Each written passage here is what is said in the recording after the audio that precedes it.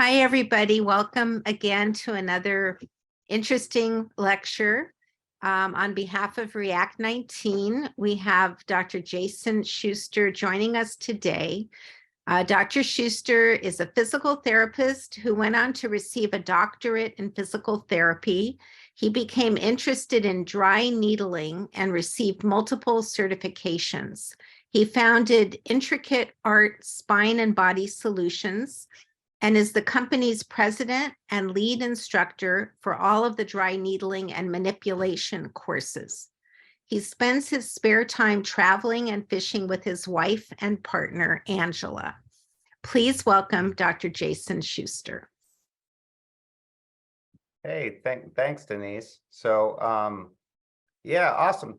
Hello, everybody. Thank you very much for having me. I really appreciate it. So let me just tell you a little bit about my background. It's a little bit unusual. So I played Division I ice hockey in college at Holy Cross in Worcester, Massachusetts, and then after that, I was a fly fishing guide down in Patagonia, Chile, and southwestern Alaska. So I spent 8 months out of the year in Chile and 4 months out of the year in Alaska for about a decade. And I took people fishing, and then I decided to go back to grad school after I got malaria in Belize, and that was one of the things that led me back to going back to school. So I got my doctorate from University of St. Augustine in Florida, and then I met my wife Angela, who owns this company with me. As a traveling physical therapist, I did outpatient traveling PT for about 5 years before I started teaching. I continue to see patients and treat them pro bono during the week. And yeah, so we started this company about 2 years ago. I've been teaching now for about 5 years.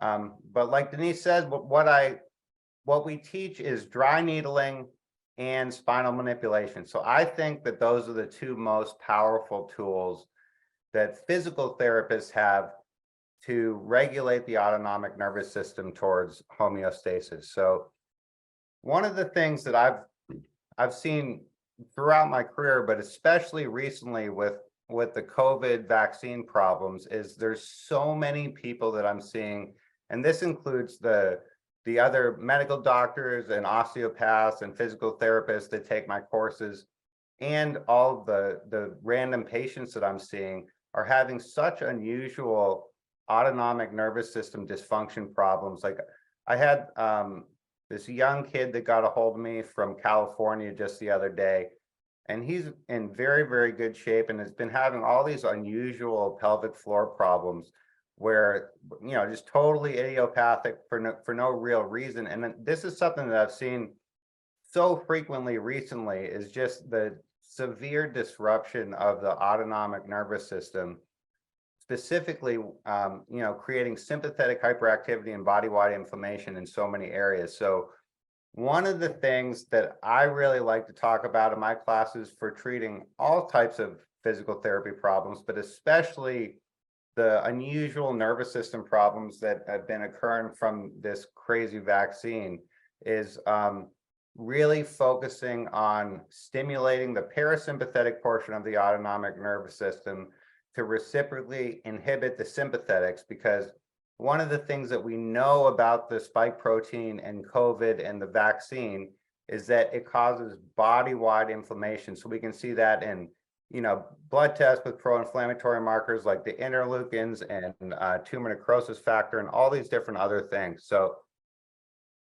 I put together this PowerPoint for everybody. So I'm just going to talk a little bit about what we do as far as needling to stimulate the vagus nerve and the trigeminal nerve, which have both been, although I don't really like the FDA, they've both been FDA approved for numerous things like anxiety, epilepsy, depression, migraine headaches. So there's some really solid evidence and research that's been done on these things, and unfortunately, they're just not really known to the general public very well. So,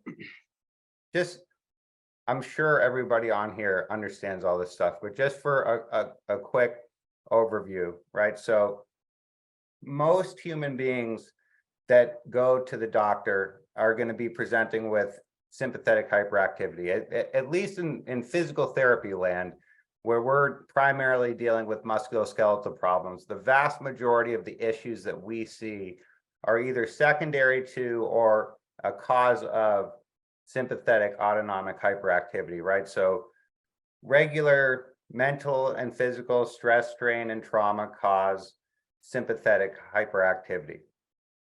Another thing that causes sympathetic hyperactivity is getting viruses and getting the COVID vaccine, right? So all human beings have a certain threshold of sympathetic regulation, right? So it should be like a seesaw where the sympathetics are going up and the parasympathetics are going up. Parasympathetics should be on more at night. However, when the sympathetic autonomic nervous system gets stuck in elevation, that leads to widespread dysfunction of all sorts of things.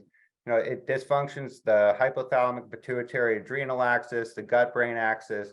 I'm going to talk about the trigeminal cervical nucleus and the trigeminal cervical complex in a second. But all of these things can be helped with dry needling, especially if you combine it with joint manipulation. So the way that I look at dry needling is we understand a couple of major overall trends as far as dry needling goes. So there's a huge amount of acupuncture research. Acupuncture has been around a lot longer than dry needling, so there's just a lot more research in acupuncture, but also in dry needling. We can show definitively that the overall effect of dry needling on the human body is sympathetic depression and parasympathetic elevation compared to baseline. So using studies like heart rate variability and microneurography, we've been able to show that basically regardless of how you needle, the overall result is sympathetic depression and parasympathetic elevation, which at least for the patients that I see, especially the ones that have had problems with the vaccine, they have such hyperactive sympathetics that everything's just gone haywire. So if you specifically target the parasympathetic autonomic nervous system with needles, you have a really, really powerful effect at regulating the autonomics by depressing sympathetics, elevating parasympathetics, and leading to autonomic nervous system homeostasis. So if nobody has experienced this before, I totally understand. This seems like witchcraft or black magic to a lot of people, and it's amazing to me too, the results that I see on a regular basis. But I can tell you guys some stories at the end. But yeah, so let me a few of these slides and we can go over some of this stuff.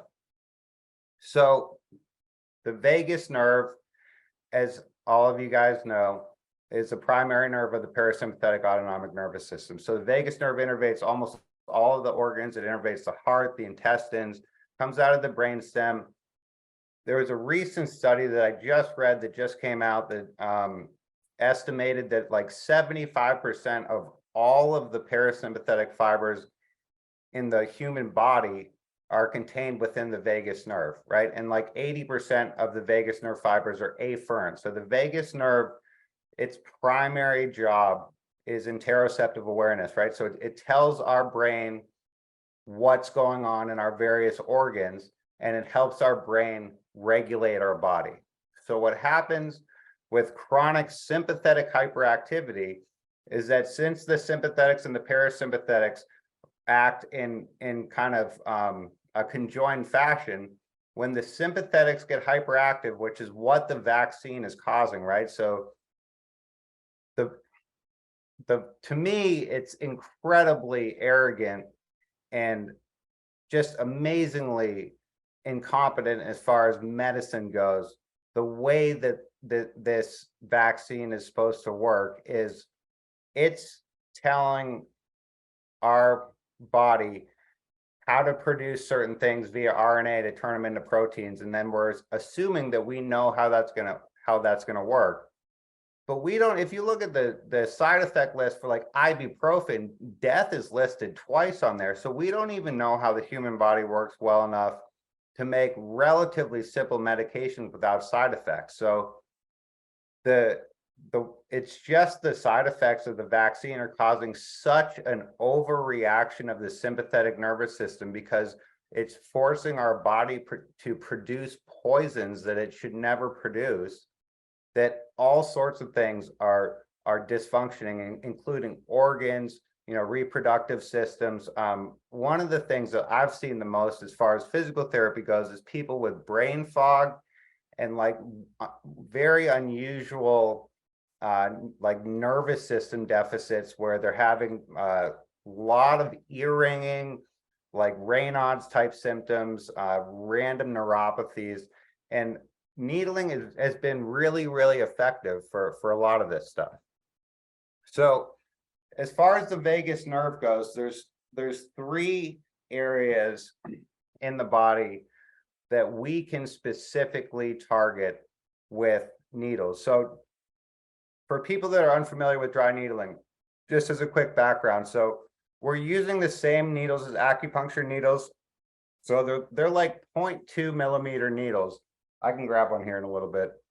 Yeah, so the three areas of the ear that we can needle with the little acupuncture needles that are innervated by the vagus nerve is the concha of the ear, the cymba concha, and the inside of the tragus. So the little triangle on the front of the ear, it's the underside of the tragus. So those three branches have been shown with really good research to be pretty regularly innervated by the vagus nerve. So that is the one area of the body. It's the only area of the body that we can needle that is directly innervated by the vagus nerve. So needling the ear, although it seems like really, really too easy, it has a really, really profound effect on regulating the nervous system, because especially vaccine injured people are looking at things that are having, they're resulting from really, really widespread sympathetic hyperactivity. So the ear is a really, really potent place to reduce sympathetics, along with other places, right? So I'll talk about a couple of other things.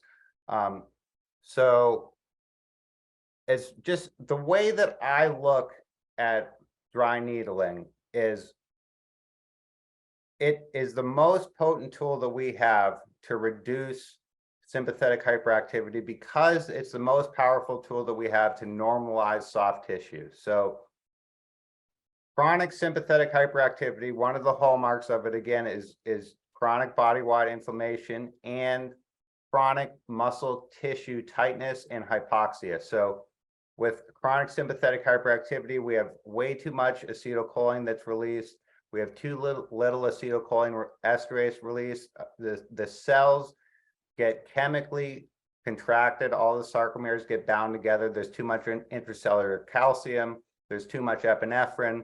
So again, needling has a really, really regulatory effect on all of those processes. And we know a little bit about how it works, but the overall result we're pretty sure about. And the results that I see in the clinic are really, really, really amazing with this stuff. So one of the things that I like to do is connect the various parasympathetic dominant portions of the body to each other. So the ear would be the most parasympathetic dominant as far as what we can stimulate, because that is the only part that's directly innervated by the vagus nerve.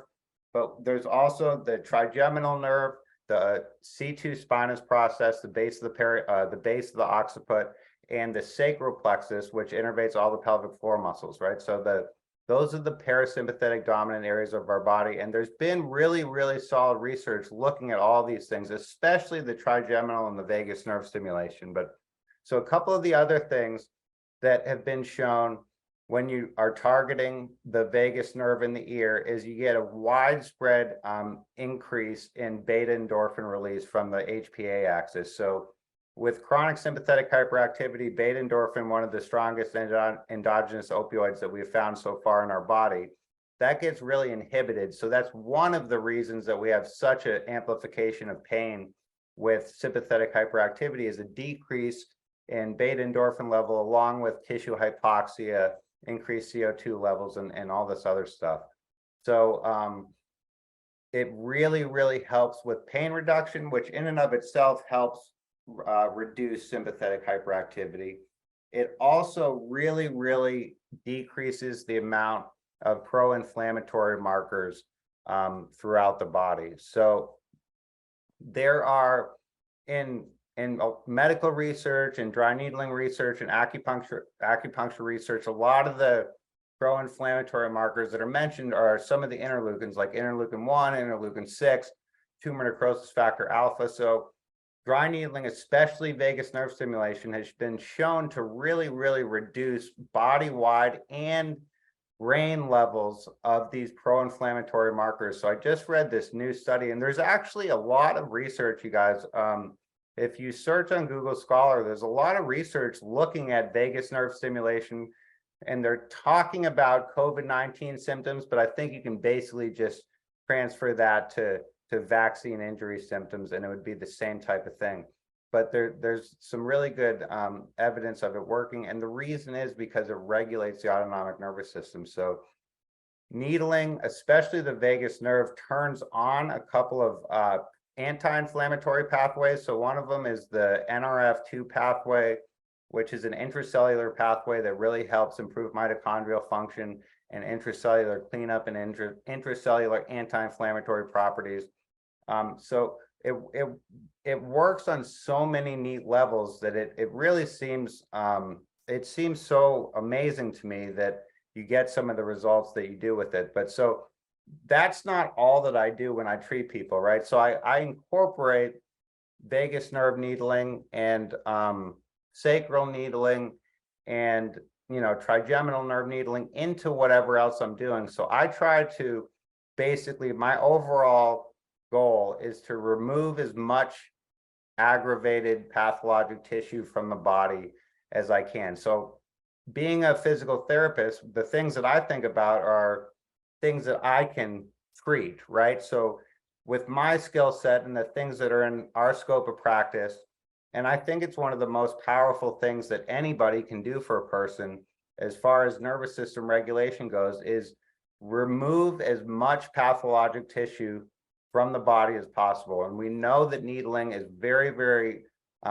is productive at that, right? So if you combine needling with joint manipulation, you remove as much pathologic tissue. So the way I think about that is every little piece of pathologic tissue is adding sympathetic stress to the body.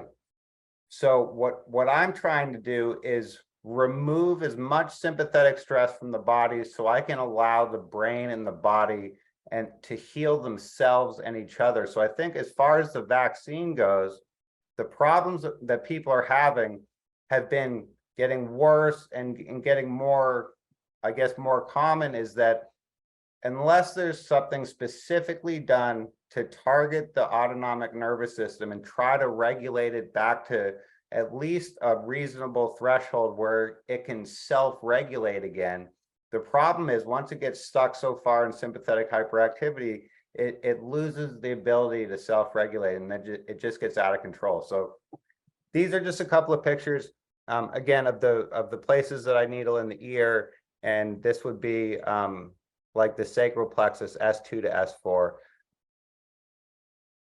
This is another excellent place to needle. So this is what I really like to needle right through this fossa right in front of the TMJ. So that is the otic ganglion of the trigeminal nerve in there, and the back branch of it is the mandibular branch. And that branch of the trigeminal nerve has a lot of connections to nuclei in different brain regions like the locus coeruleus and the periaqueductal gray, and a bunch of other areas that have been shown to really dysfunction with chronic sympathetic hyperactivity. So trigeminal nerve stimulation, like vagus nerve stimulation, is FDA approved, although I really don't like the FDA. It's FDA approved for migraines, so there's a pretty good amount of research on it. So the reason that I like to add a lot of parasympathetic needles to my treatment is to try to target some of these areas. So we talked about the vagus nerve. This would be the trigeminal cervical complex, right? So the trigeminal cervical nucleus, where my mouse is right about there, it sits in the dorsal horn of the spinal column right around C2. And C2 is the most mobile joint of the spine. So if the autonomic nervous system gets sympathetically hyperactive, that's going to lead to muscle tightness, which is going to deviate C2, and it's going to lead to dysfunction of the trigeminal cervical nucleus through mechanical forces and neurochemical forces from all of the inflammatory markers that are causing it to dysfunction. So one of the things that we know that trigeminal nerve stimulation, especially when you add low frequency electrical microcurrent, is that it has a really depressive effect on the sympathetics, and it helps elevate parasympathetics. And it really, this is a great treatment to improve like brain fog on people.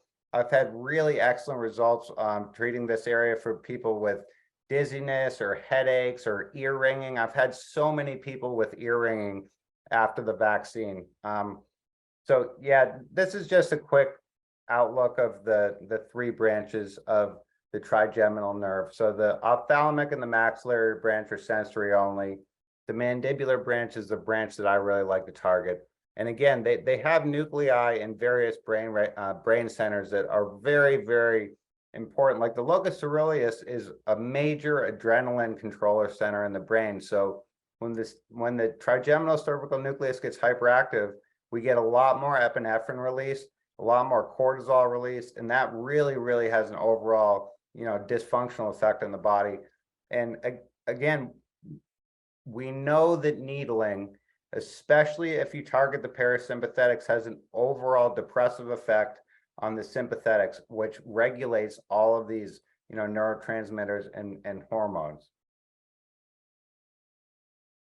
So one of the other things that the vagus nerve does is it has a really detrimental effect if it becomes inhibited on the intestines. So again, the more the sympathetics are hyperactive, the most inhibited things are going to be the most parasympathetic dominant structures, and that would be the vagus nerve. So the vagus nerve directly innervates the intestines. So post-vaccine, when people have so much hyperinflammation throughout their body, they're so sympathetically hyperactive, things like the intestines really start to dysfunction. And the intestines are really important.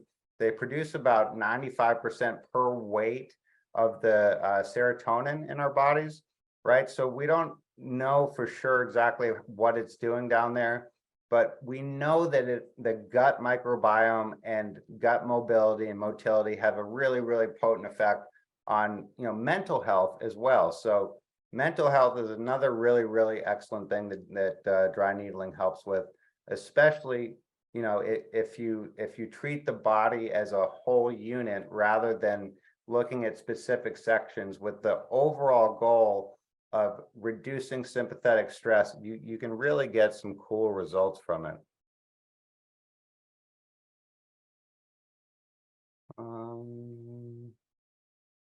So here's just a little bit of information about the needles specifically. We can I can take any questions you guys want at the end of this.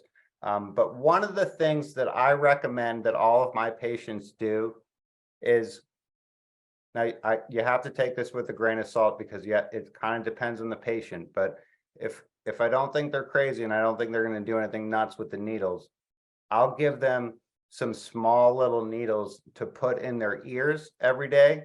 So I honestly believe that there's not a human being alive that would not benefit from needling done in a certain way, because the vast majority of human beings are suffering from sympathetic hyperactivity. Like erectile dysfunction is one of the easiest things to treat with needles, because it's just a blood flow and a sympathetically hyperactive problem. Like a lot of people don't realize that an erection is a parasympathetic dominant process. And that's one of the weird things that I've seen a lot of recently from people that have had young, like 30-year-olds that have had the vaccine that are having erectile dysfunction.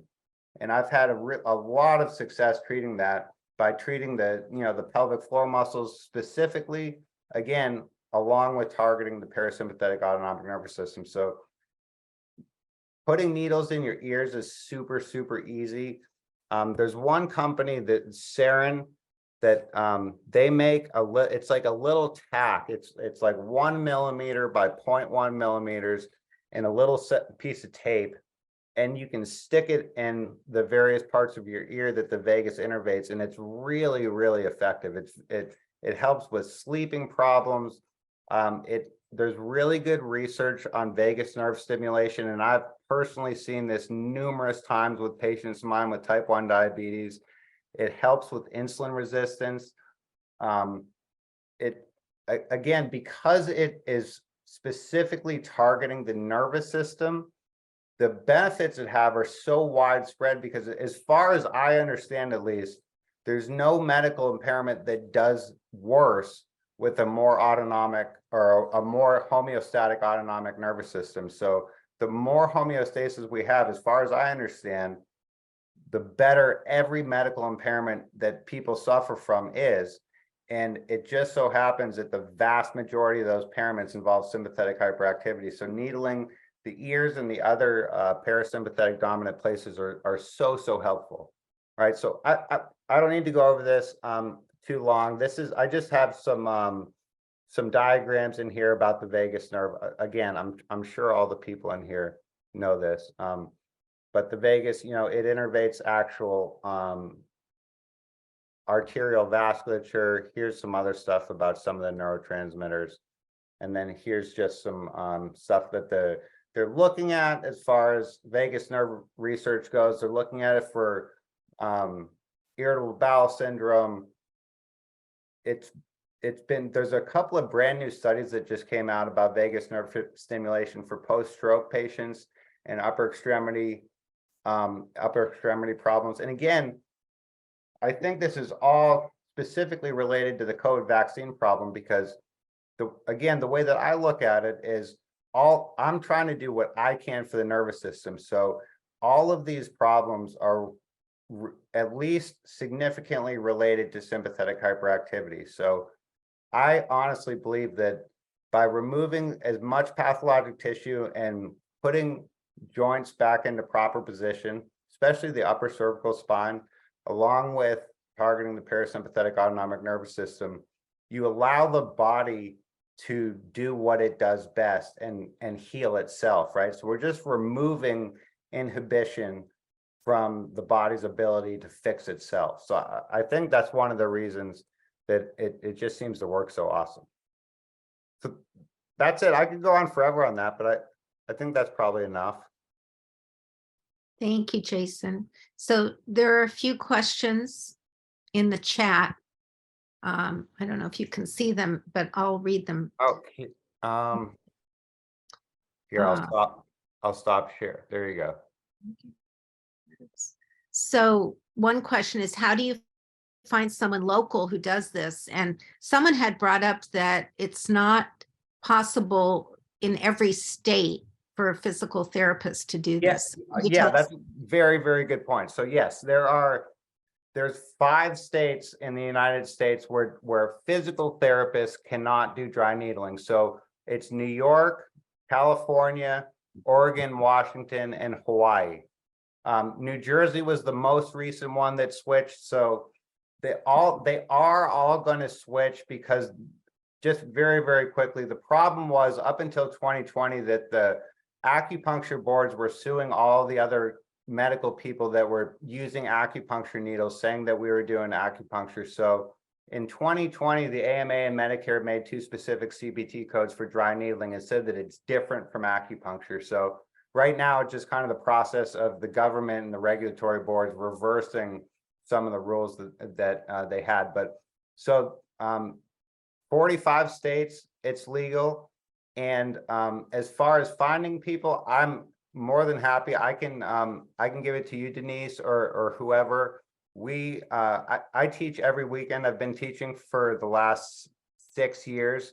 Obviously had a little bit of a break with the pandemic, but for the last 2 years, I've been teaching basically every weekend. So we have a list of all of our doctors of physical therapy. We've trained some osteopaths and some chiropractors all over the country. So I can totally provide that for you. Let's see, another question. Does insurance cover this type of treatment?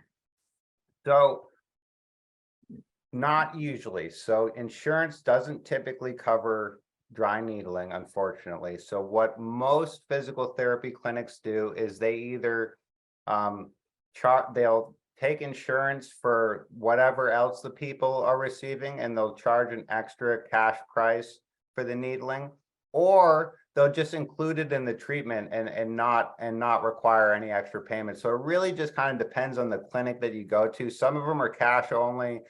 Some of them don't charge any extra for it. Some of them charge a little bit of an extra price. It just really depends.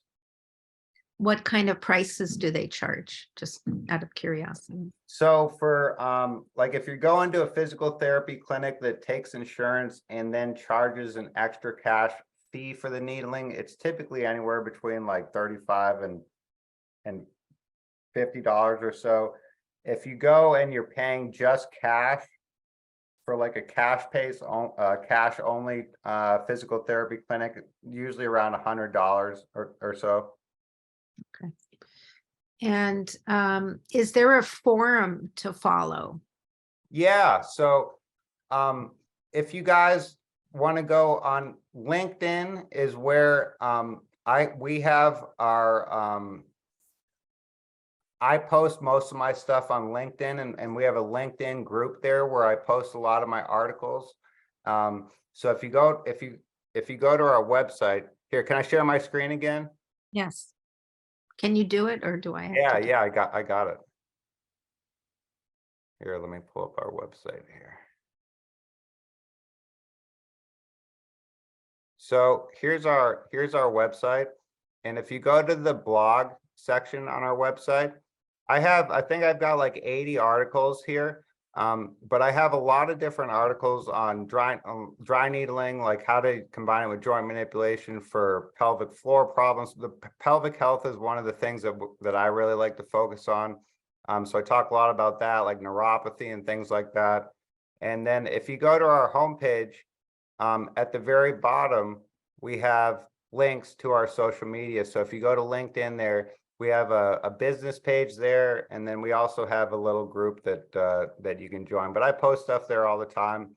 And if people want to get a hold of me, again, on our website here, on the contact information, you can get my cell phone. So I have my cell phone here. Oh, I think we took my email off here, but my email is jason@intricateartseminars.com. But that's my cell phone there. So yeah, if anybody needs to contact me or has any questions about anything at all, yeah, please feel free. That's great, Jason.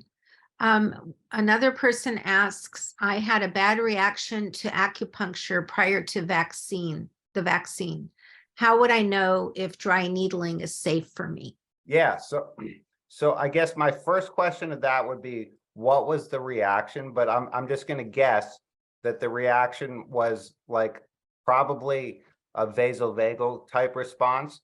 So this is one of the really counterintuitive things about needling, is that if you have a really, really strong reaction to it, that's one of the best indicators that it's really going to help you. The problem is that sometimes, and it just depends on the person, and it's hard to avoid sometimes, that it's just so what happens to our nervous system when we initially get needled is, for like the first 15 minutes after the needles are inserted, our sympathetics actually spike because we're getting poked with a sharp piece of metal. So they've done really good research on this, showing that it takes about 15 minutes after the needles are inserted for the nervous system to shift to parasympathetic dominance.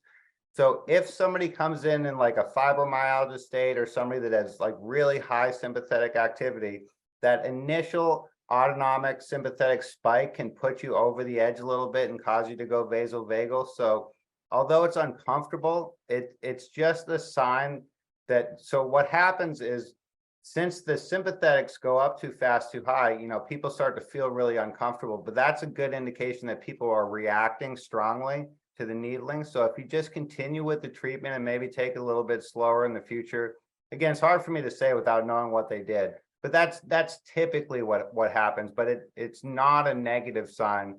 It actually means that you'll get really, really good benefits out of it. How painful is it? Uh, so I think I'm personally like the biggest wuss there is with the needles. I don't find it uncomfortable at all. It's way more comfortable than people think. Hang on, let me grab a so I think one of the issues that people have, so this is a pack of these are called sarin needles, right? So these are 40 millimeters. These ones are 0.2 millimeters by 30 millimeters. So they're 0.2 millimeters diameter by 30 millimeters. And I mean, those babies are really, really small, right? So you can take them and bend them around your finger and wrap them up. So I mean, they're really, really tiny needles. So it's very tolerable for most people. If your tissue is totally healthy with these needles, you honestly don't feel it at all. So it's one of those, again, it's kind of counterintuitive. The more pathologic the tissue is, the more you feel it. But the more you feel it, it just means that you need it more because your body's responding more strongly to the needle. So one of the things that happens when you insert the needle into pathologic tissue is the tissue grabs onto the needle, and then I twist the needles. So as you turn the needles, you actually pick up individual collagen fibers you can see on ultrasound, and you provide like this internal stress of the tissue, which causes the neurophysiologic response. So you don't want to make people too uncomfortable, but a little bit of discomfort is not a negative thing as far as the needling goes. But if you do it the way that I do it, it's very, very, I very rarely have people that complain about how it feels. That's good. Do you know if there are any practitioners in Canada that are doing this? Yes, I do. Canada does have quite a few people that do needle. I've got a friend of mine up there that actually just asked me about it. So yeah, I mean, if you just do like a search on the internet, there's quite a few people that do it. Aside from the people that I have taught, I know I honestly don't know of any other person that needles and thinks about needling the way that the way that I do and the way that we teach. Like, as far as I know, we're the only company in the United States that teaches how to needle the ears. And I don't really understand why. So it's one of those things. It's not like just poking needles in. Just poking needles into yourself would probably make you feel a little bit better, but obviously, like anything, like a surgeon or anything else, it depends on who's doing it. So, And typically, how many treatments would a vaccine injured person need to man, show? so that's such a hard question to answer, Denise. What I usually tell people is, as far as stuff that I can do or that physical therapists can do, if anything's going to help, it's going to be the needling, because it has such a profound effect on the nervous system. So typically, I expect people to start to see improvements after the first treatment. And that's, I think, is what's really promising for people, is it makes such a dramatic improvement in the nervous system quickly that you see results fast. So, I mean, let me just give you a quick story. So I had this guy relatively recently. He was probably 65 years old.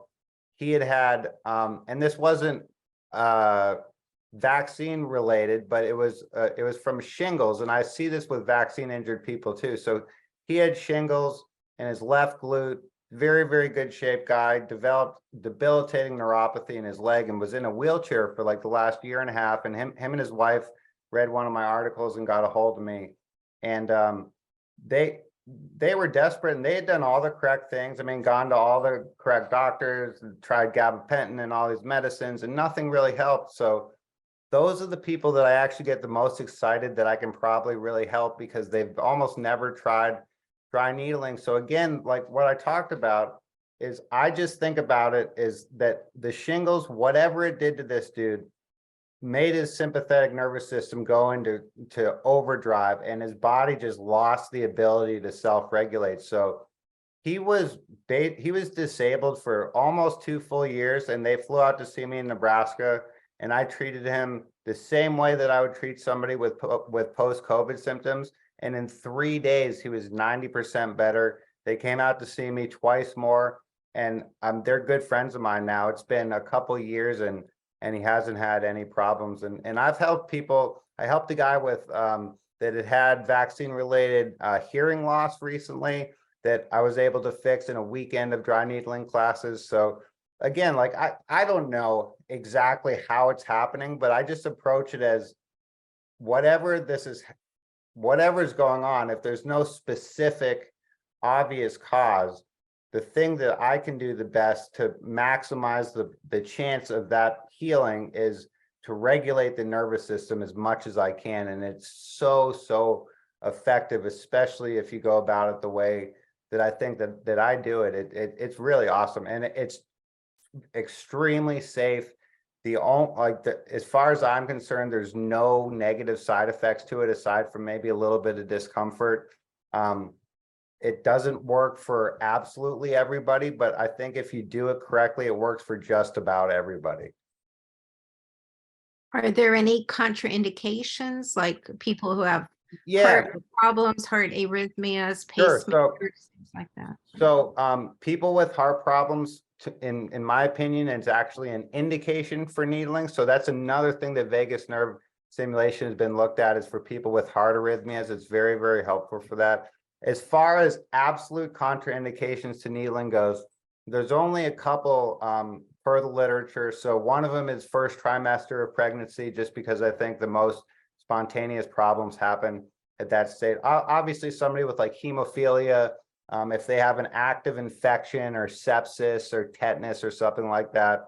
But aside from that, I think it's helpful for a huge amount of things. I have a lot of success with people that have, chemotherapy pain or nausea, autoimmune diseases. It works great for all sorts of autoimmune diseases. I have a lot of good patients of mine with MS that do really good with needling. So again, I think if you do it in a way that is specifically targeting the nervous system, you can help so many different things, because the body just does better in general if the nervous system is more homeostatic. Like, you see great improvements in people's mental health, anxiety, like neuropathy is a super easy thing to fix a lot of the time. It's really cool.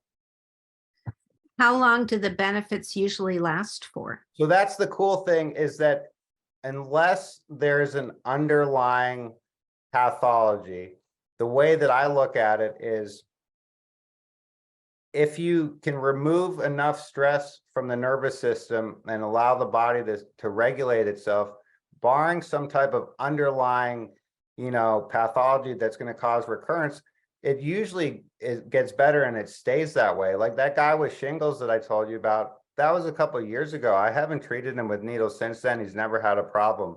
The same thing with the guy with the deafness, right? So like for the weird idiopathic problems that a lot of, especially the vaccine people, are having, I think it's just like that initial shot or after however many shots of the vaccine, it's telling our body, like, to me, it's just so counterintuitive. It's telling our, so it's taking the typical DNA to RNA to protein process, and it's like putting a new step in there, and it's saying, here's some weird RNA to make some stuff that your body doesn't produce normally.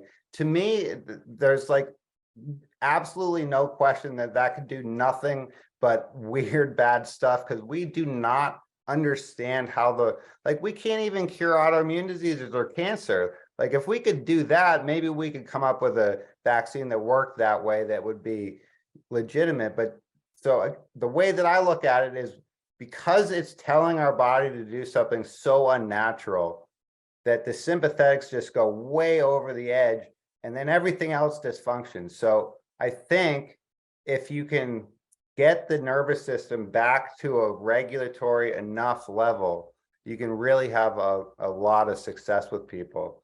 And just as a quick side note, Denise, I can give you this document.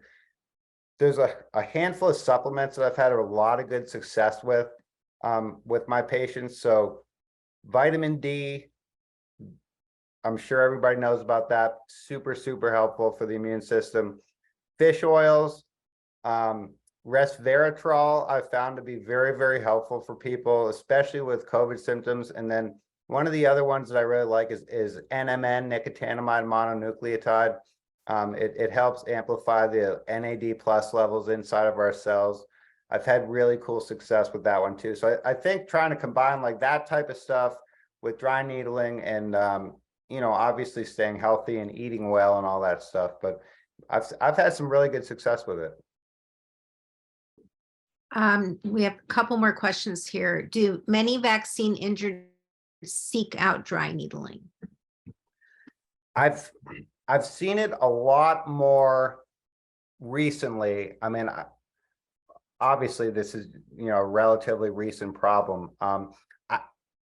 What I have seen personally is not so much people thinking that it's specifically from the vaccine, but I've seen a huge uptick, and it seems like people are starting to catch on. Like I had a lady that cut my hair the other day that was like, man, my mother-in-law got a booster, and then like 2 weeks later she like developed Raynaud's in her foot, and she wasn't making the connection clearly, but she was thinking about it. So that's the thing that I've really seen.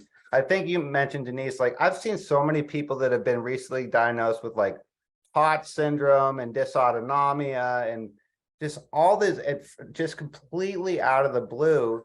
And the only like major medical thing that they have done since normalcy in this was the vaccine, so. Yeah, I think it's pretty obvious what's causing this spike in all of these new diagnoses. Another question, if you don't have access through a physical therapist, and this person lives in Canada, would acupuncture be the next best option? Yeah, absolutely. I love acupuncture. I think acupuncturists are totally awesome. So again, it really just depends on who you go to and kind of their philosophy behind what they do. But I think in general, acupuncturists actually do a better job at looking at the nervous system, regardless of whether they're doing it in the traditional acupuncture sense, where they're not specifically thinking about nervous systems, but they're thinking about the meridians. I think when they say they're trying to balance meridians, what they're trying to do is balance the autonomic nervous system. So yeah, I think if you find a good person in either field, so as far as people that do dry needling on a relatively consistent basis, it would be physical therapists, acupuncturists, some chiropractors, and then depending on where you're at, some athletic trainers do it as well. And this will be our last question. What about burning tongue and throat and headaches and eye aches? Oh yeah, I would be super excited to treat that, right? So okay, so burning in the tongue, right? So the tongue is innervated by the vagus and the vagus, trigeminal, and facial nerve.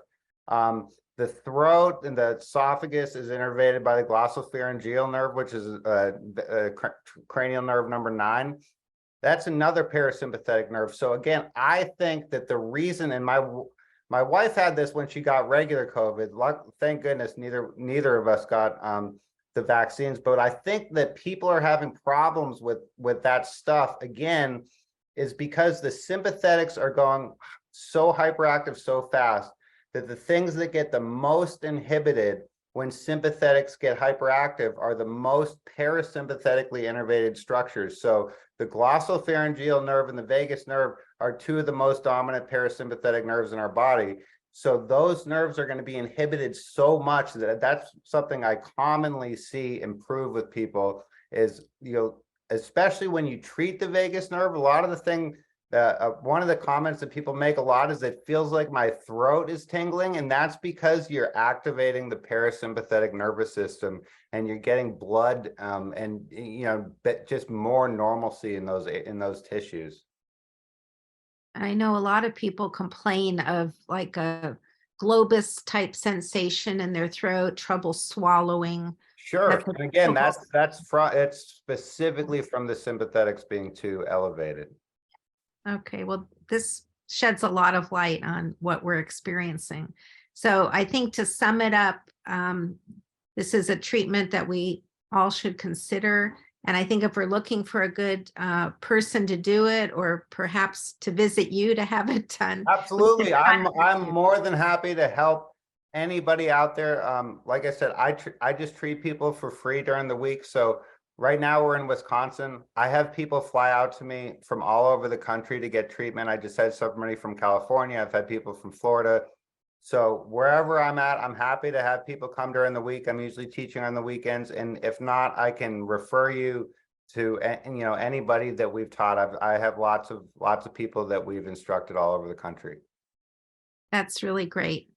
Well, thank you so much, Jason. This Hey, has been so awesome. interesting. Cool. Yeah, thanks for having me. I appreciate it. I'd be happy to just let me know anything you guys need. Thank you. Okay, thanks, Denise. And Take and care. I'll send you my recordings in 1 second. I'll email them to you. Perfect. Okay. Thank you, everyone, for attending. Thank you guys. Amazing lecture. Thank you so Cool. much. Thank you. Bye, everyone.